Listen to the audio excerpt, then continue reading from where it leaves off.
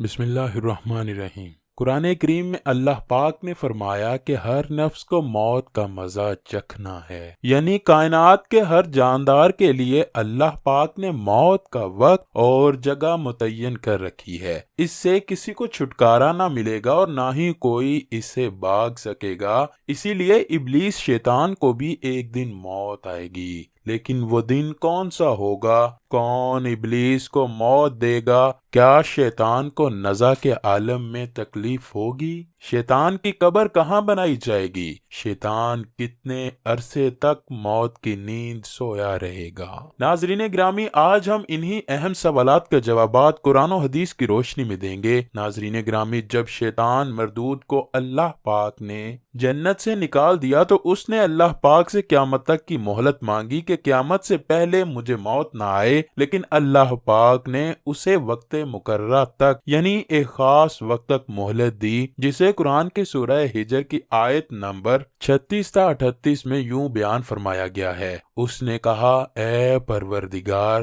لوگوں کے زندہ کیے جانے تک مجھے مہلت دے۔ فرمایا، تجھے مہلت دی جاتی ہے وقت معلوم تک کے لیے۔ ناظرین گرامی، وقت معلوم کو مفسرین نے نفخہ اولا لکھا ہے، یعنی جب حضرت اسرافیل علیہ السلام پہلی دفعہ سور پھونکیں گے۔ قیامت کی نشانیاں جب پوری ہو جائیں گی تو مومنین کی بغلوں کے نیچے ایک پیاری خوشبودار ہوا گزرے گی، جس سے تمام ایمان والے وفات پا جائیں گے، اور پھر اس کے بعد 40 سال کا زمانہ گزرے گا جس میں کوئی بچہ پیدا نہ ہوگا، یعنی ہر انسان کی کم سے کم عمر 40 سال ہوگی۔ مسلمان چونکہ مر چکے ہوں گے، اسی لیے زمین پر صرف مشرک و کفار ہوں گے۔ تفسیر در منصور جلد 5 صفحہ 71 پر لکھا ہے کہ جب مومنین کی وفات کو 40 سال گزر چکے ہوں گے تو پھر حضرت اسرافیل علیہ السلام پہلی دفعہ سور پھونکیں گے، جسے نفخہ اولا بھی کہتے ہیں۔ شروع میں اس کی آواز نہایت کم ہوگی کہ لوگ کان لگا کر سنیں گے، پھر یہ بڑھتی اس قدر زیادہ ہو جائیں گی کہ کانوں کے پردے پھٹ جائیں گے، لوگوں کے نتنوں سے پیپ بہنا شروع کر جائے گی اور لوگ مر جائیں گے۔ انسان، جن، فرشتے، یہاں تک کہ شیطان ابلیس کو بھی اسی نفخہ اولا کے وقت موت آ جائے گی۔ اس کے 40 سال بعد حضرت اسرافیل علیہ السلام دوسرا سور پھونکیں گے تو پھر تمام مردے زندہ ہو جائیں گے اور قیامت قائم ہوگی اور میزان لگے گا۔ یعنی نفخہ اولا کے وقت ابلیس کو موت آئے گی، اور نفخہ اولا اور نفخہ ثانیہ کے مابین 40 سال کا عرصہ ہوگا، اور یہ کہ ابلیس 40 سال تک مردہ رہے گا۔ آئیے اب اس بات پر روشنی ڈالتے ہیں کہ ابلیس کو موت کیسے آئے گی اور وہ یہ 40 سال مردہ حالت میں کہاں گزارے گا۔ اس سلسلے میں حضرت کعب بن احبار رضی اللہ تعالیٰ عنہ کی ایک مشہور روایت پیش کرتے ہیں۔ حضرت کعب بن احبار رضی اللہ تعالیٰ عنہ فرماتے ہیں کہ جب ابو البشر حضرت آدم کی وفات کا وقت آیا تو وہ پریشان ہو گئے اور اللہ پاک سے عرض گزار ہوئے، اے اللہ، میری موت سے میرا ازلی دشمن بہت خوش ہوگا، کیونکہ میں مرنے والا ہوں اور وہ قیامت تک زندہ رہے گا۔ اسی وقت ملک الموت حضرت آدم کی خدمت میں حاضر ہوئے اور فرمایا، اے ابو الآدم، آپ وفات کے بعد جنت میں رہیں گے، جبکہ ابلیس قیامت تک دنیا میں رہے گا، اور پھر قیامت سے 40 سال پہلے اس کو ایسی موت آئے گی کہ وہ پوری دنیا کے انسانوں جتنی موت کی تکلیف برداشت کرے گا، اور پھر جہنم ہی اس کا ٹھکانہ ہوگا۔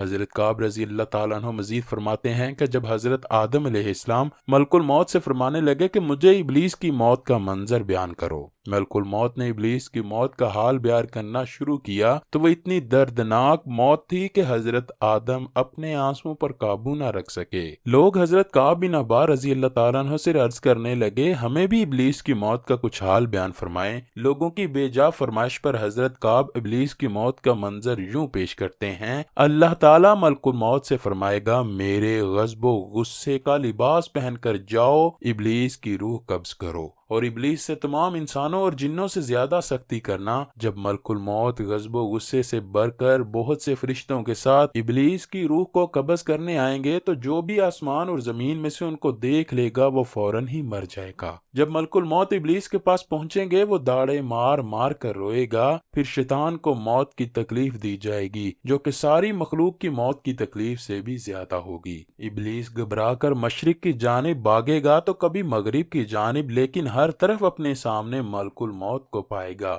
سمندر میں چھپنے جائے گا تو سمندر اسے جگہ نہ دے گا، آسمان کی طرف بھاگے گا تو وہاں مقرر فرشتے اس کو آگ کے کوڑے ماریں گے۔ حضرت آدم علیہ السلام کی قبر کے پاس کھڑا ہو کر کہے گا، اے آدم، تمہاری وجہ سے میں ملعون و مردود بنا، کاش کہ تم پیدا ہی نہ ہوتے۔ پھر ملک الموت سے کہے گا، کتنی سختی اور تکلیف کے ساتھ میری جان نکالو گے؟ فرمائیں گے، جتنے لوگ جہنم میں ہیں ان سب کی موت سے کہیں زیادہ تکلیف اور سختی کے ساتھ۔ یہ سن کر تڑپنے لگے گا اور چیختا چلاتا ادھر ادھر بھاگے گا اور اسی جگہ پہنچ جائے گا جہاں اس نے جنت سے نکلنے کے بعد پہلا قدم رکھا تھا۔ وہ جگہ آگ کے انگاروں کی طرح سرخ ہوگی، زمین چنگاری کی طرح ہو جائے گی اور زبانیاں فرشتے اس کو گھیر لیں گے اور زنبوروں اور آروں سے اس کو چیریں گے جب تک اللہ تعالی چاہے گا۔ اس وقت تک حالت نزع اور موت کے غصے کا شکار رہے گا، اور وہاں جہنم کی سنڈاسیاں لگی ہوں گی، ان سنڈاسیوں سے تڑپا تڑپا کر